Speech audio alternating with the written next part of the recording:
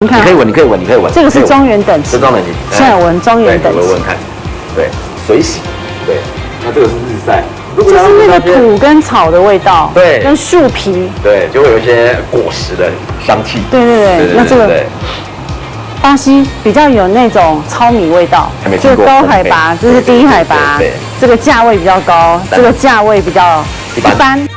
别看这生豆硬邦邦的，含水量有14%，在进入到高温200度以上烘烤之后，水分就会减低到14%以下，才是干燥好保存的。烘豆的时候，炉子要不停的转动，才不会草回答。126公斤生豆烘完之后，只剩下105公斤，我才惊觉到，哇，真的看不出它含水量那么多。满室的咖啡香真是醒脑。烘完豆之后，豆子就会自动到下一个旅程，准备包装。这里是1公斤大包装，准备分送到各全台的分店和加盟店，每个环节都要密封保存好。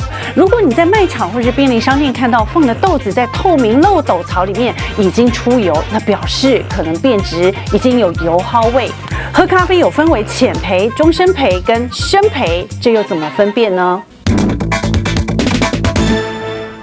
因为豆子在烘焙过程中一定会经过一些美纳反应啊、焦糖化反应啊，然后它会有爆点，它会有1爆跟2爆，所以其实比较详细的讲，我们用爆点来判断它的分别它的焙度啦。像大概1爆前，我们就说它是很浅焙；那如果是1爆开始到1爆密集中间，我们就说它是比较深一点的浅焙。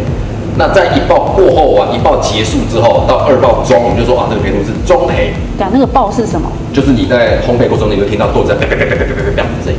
因为它本身豆子在烘焙过程中，它会吸收热能嘛。那当这豆子吸收热能已经到很饱的时候，就会爆裂嘛。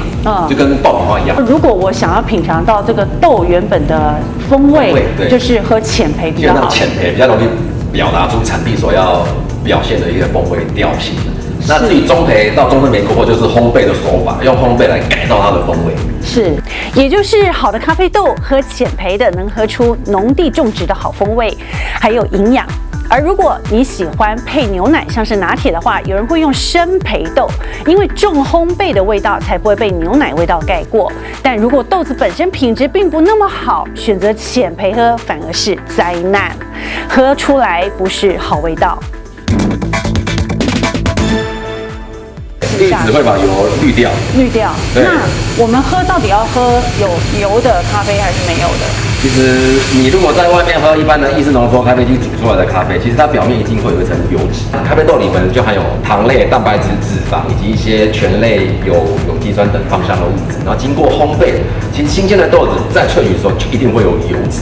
所以油脂代表是好的，不是不好的。可是如果不想要变胖的话，是不是那个油脂就少喝？怕变胖是重点是牛奶啊。其实黑咖啡没有什么热量，家里用滤纸冲的话，越温柔对它越好，才能把豆里的营养和芳香释放出来。像我都很快用热水倒在滤纸里面，因为赶时间呐。那烘豆师傅说这方法不对，那叫暴力咖啡，营养和芳香都来不及释出，喝起来和温柔的手冲咖啡会不一样。下次你也可以试试看。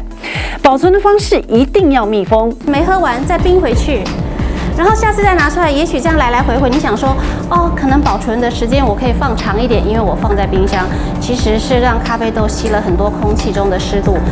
放冰箱不对，厨房角落也不对，正确的方法是放进真空罐，杜绝空气。尤其台湾气候潮湿，产生毒素是肉眼看不到的。还有，不要买一大包，要喝完再买，豆子也比较新鲜。